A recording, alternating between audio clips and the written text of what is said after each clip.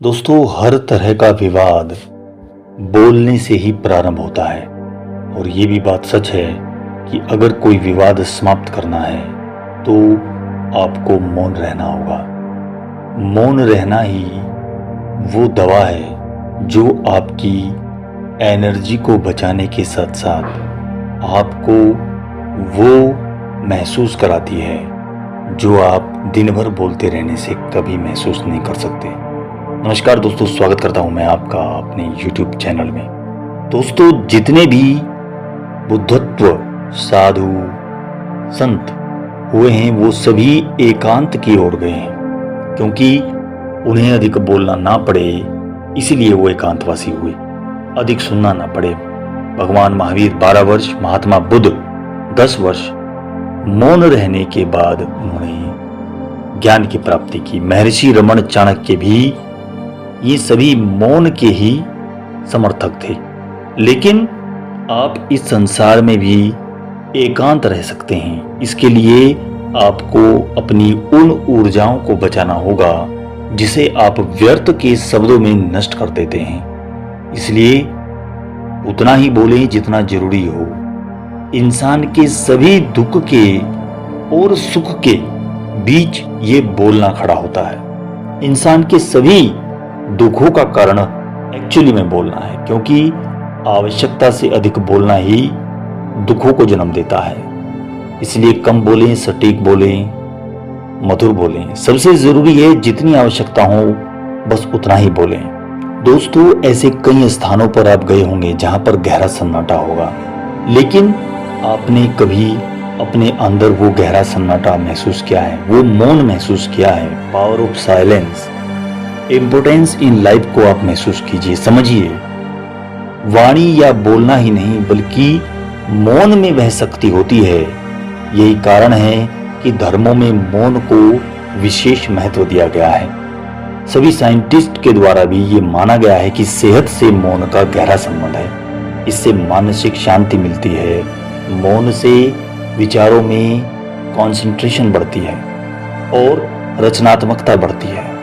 इसलिए जितने भी साधु संत तपस्वी हुए हैं वे मौन में रहकर ध्यान लगाकर ही संसार के गूढ़ जो ज्ञान है उनको प्राप्त कर पाए हैं। दुखों का कारण है बोलना। हमारे जीवन में एक नहीं बल्कि बहुत सारे दुखों का कारण बोलना है, क्योंकि हमारी समस्या यही है कि हम चुप नहीं रह सकते। हमेशा कुछ ना कुछ बोलते रहना होगा और आपके बोलने के कारण ही आधे से ज्यादा दुख निर्मित होते हैं। परिवार में कलह क्लेश का कारण भी हमारा बोलना ही होता है। आप जितनी भूख उतना भोजन खाते हैं, जितनी जरूरत उतना कार्य करते हैं, लेकिन क्या आपने इस बारे में कभी सोचा है कि आप कितना बोलते हैं? क्या आप उतना ही बोलते हैं जितनी आवश्यकता है, या अनावश्यक रूप से सारा दिन बोलते रहते हैं? इस बारे में थोड़ा विचार करें। अकेले बैठकर सोचें कि आज आपने दिन भर में कितना बोला, क्या बोला, और सबसे जरूरी होता है कि हमने क्या बोला।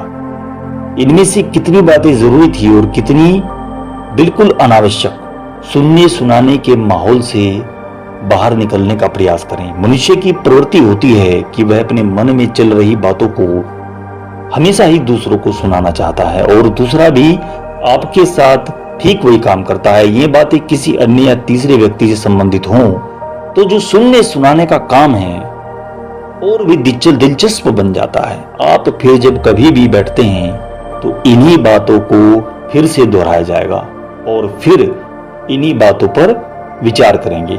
दरअसल दोस्तों, जो चुगली का एक माहौल है इसी बोलने से ही प्रारंभ होता है, और यही जड़ है कि इन्हीं बातों में हमारा बहुत सारा कीमती पल बर्बाद हो जाता है, जाया हो जाता है। इसलिए इस सुनने सुनाने के माहौल से थोड़ा बाहर आए।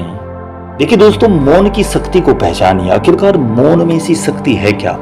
दोस्तों, ये इस वीडियो का बहुत ही इंपॉर्टेंट हिस्सा है। ध्यान से सुने। जब तक हम बाहर की ओर बोलते रहेंगे हमारे भीतर अशांति रहती है। जिस दिन हम मन से चुप हो जाएंगे तो बाहर हमारे मुख से कुछ भी निकले शांत ही रहेंगे।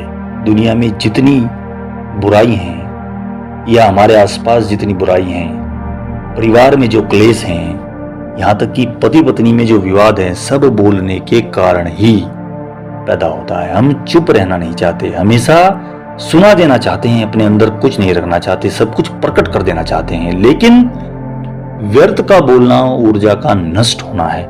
इसलिए इस बात को याद रखें दोस्तों कि अपने मुख से जब भी बोलें, अच्छा बोलें, कम बोलें और जो जरूरी है केवल वही बोलें।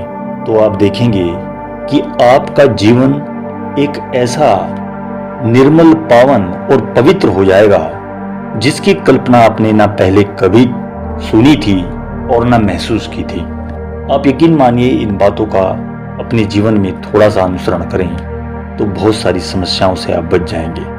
आशा करता हूं दोस्तों वीडियो आपको पसंद आई होगी। अगर ऐसा है तो लाइक, शेयर और सब्सक्राइब कर दीजिएगा मित्रों। अगली वीडियो में मिलता हूं। जय श्री कृष्ण।